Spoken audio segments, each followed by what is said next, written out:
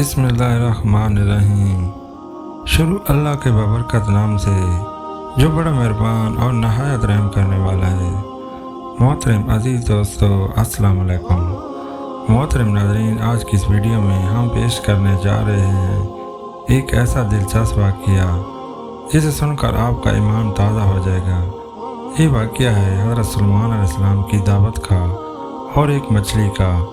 ये वाक़या बहुत ही दिलचस्प और ईमान फरोज़ होने वाला है, इसलिए मेरी आपसे मोतबाना गुजारिश है कि इस वाक़ये को मुकम्मल तौर पर समझने के लिए इस वीडियो को एंड तक ज़रूर देखें।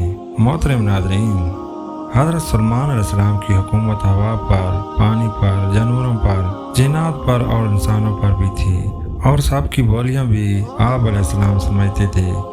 एक दिन हज़रत सुलेमान अलैहिस्सलाम दरिया के किनारे पर बैठे हुए अल्लाह की कुदरत का नज़ारा फरमा रहे थे तो देखा कि एक चींटी आई जिसके मुंह में एक दाना था और ये उस दाने को लेकर दरिया के किनारे पर जा रही थी। हज़रत सुलेमान अलैहिस्सलाम ये सब देख रहे थे कि चींटी चलते चलते आहिस्ता आहिस्ता दरिया के किनारे जा पहुंची। इसी तरह एक अजीब वाक़या आप अलैहिस्सलाम ने देखा कि जो ही चींटी दरिया के पास पहुंची तो दरिया में से एक मेंढक बहर आया और मुंह खोला। चींटी उसके मुंह में चली गई और मेंढक वापस दरिया में चला गया।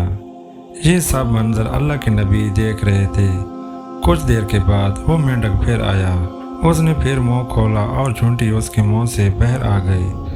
हज़रत सुलेमान अलैहिस्सलाम ने गौर किया तो एक फ़र्क महसूस हुआ कि उससे पहले चींटी जब मेंढक के मुंह में गई थी तो उसके मुंह में एक दाना था, एक रिस्क था जो अब उसके मुंह में नहीं है। मेरे प्यारे दोस्तों, जैसा कि पहले भी आपको बताया कि हज़रत सुलेमान अलैहिस्सलाम चरिंद परिंद सबसे बात किया करते थे, तो आप अलैहिस्सलाम ने चींटी को तलब किया और पूछा कि ये मामला क्या है, ये तुम क्या कर रही हो? अभी तुम मुंह में दाना लेकर मेंढक के मुंह में गई थी।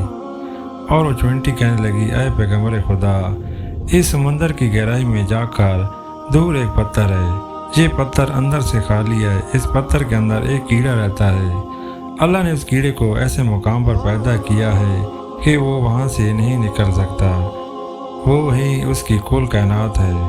मुझे अल्लाह ने उस काम पर मुकर्रर किया है कि मैं उसको खाना पहुँचाऊँ। कादर मुतलक ने इस मेंढक को ममूर किया है। मेंढक रोज़ाना मुझे मुंह में लेकर पानी में से होता हुआ उस पत्थर तक ले जाता है। वो मेंढक अपना मुंह उस पत्थर के सुराख पर रख देता है। मैं उसके मुंह से निकलकर कीड़े के पास जाती हूँ। वो अनाज मेरे मुंह में होता है, वो अनाज मैं उसके पास रख देती हूँ। ये मेंढक मेरा इंतज़ार करता रहता है। मैं वहाँ पे उसके मुंह में दाखिल हो जाती हूँ। ये पानी में तैरते हुए वापस मुझे पानी से बाहर ले जाता है। हज़रत सुलेमान अलैहिस्सलाम ने उसे पूछा कि जब तुम उसके लिए खाना लेकर जाती हो तो तुमने उसकी कोई गुफ्तगू सुनी है? चींटी कहने लगी, हाँ, जब मैं उसके लिए खाना लेकर जाती हूँ तो हर रोज़ उस कीड़े की गुफ्तगू सुनती हूँ। हज़रत सुलेमान अलैहिस्सलाम ने दरियाफ्त किया कि उसकी गुफ्तगू क्या थी, वो कीड़ा क्या कहता था। चींटी बोली, वो कहता है कि अरे वो ज़ात उस पत्थर के अंदर भी मुझे नहीं भुलाया, अपने मोमिन बंदों पर भी अपनी रहमत को मत भूलना। अब उसके बाद हज़रत सुलेमान अलैहिस्सलाम के दिल में एक ख्वाहिश पैदा हुई। ये ख्वाहिश खुदा न खास्ता किसी तकब्बर की वजह से नहीं थी, बल्कि मोहब्बत के सबब थी।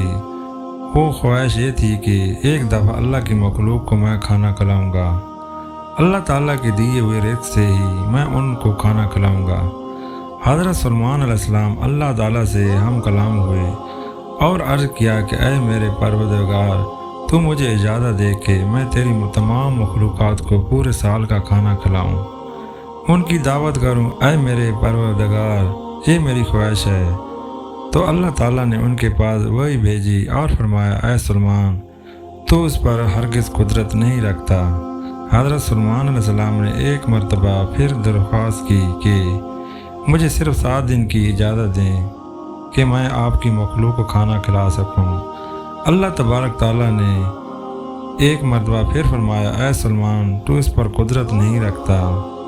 हज़रत सुलेमान अलैहिस्सलाम ने तीसरी मरतबा फिर फरमाया, ऐ मेरे परवरदिगार, मुझे सिर्फ 1 दिन की इजाज़त दे दें کہ میں آپ کی تمام مخلوقات کو کھانا کھلا سکوں۔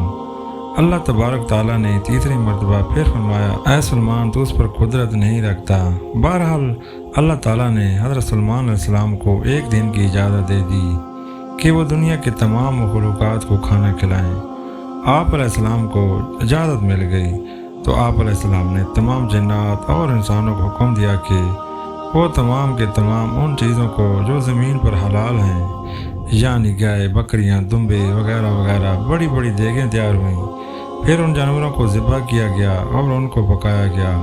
آپ علیہ السلام نے ہواموں کو حکم دیا کہ کھانے پر شیریں اور دھیمے انداز میں چلتی رہیں تاکہ کھانا خراب نہ ہو جائے۔ ہوا چونکہ حضرت سلمان علیہ السلام کے متحد تھی، اس لیے ہوا شیریں اور دھیمے انداز میں انگاروں پر چلتی رہی۔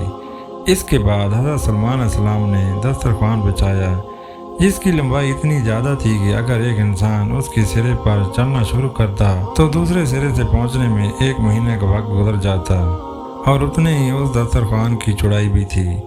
جب تمام چیزیں تیار ہو گئیں تو اللہ تبارک تعالیٰ نے حضرت سلمان علیہ السلام کے پاس وہی بھیجی اور فرمایا، اے سلمان تو تمام مخلوقات میں سے کس سے دعوت شروع کرے گا؟ آپ حضرت سلمان علیہ السلام نے فرمایا، اے میرے پروردگار، سمندر کے جانوروں سے شروع کروں گا۔ تو اللہ تعالیٰ نے سمندر کی مچھلی کو حکم دیا کہ وہ حضرت سلمان علیہ السلام کی دعوت کھائے، کیونکہ آج ان کے لیے حضرت سلمان علیہ السلام کی طرف سے دعوت ہے۔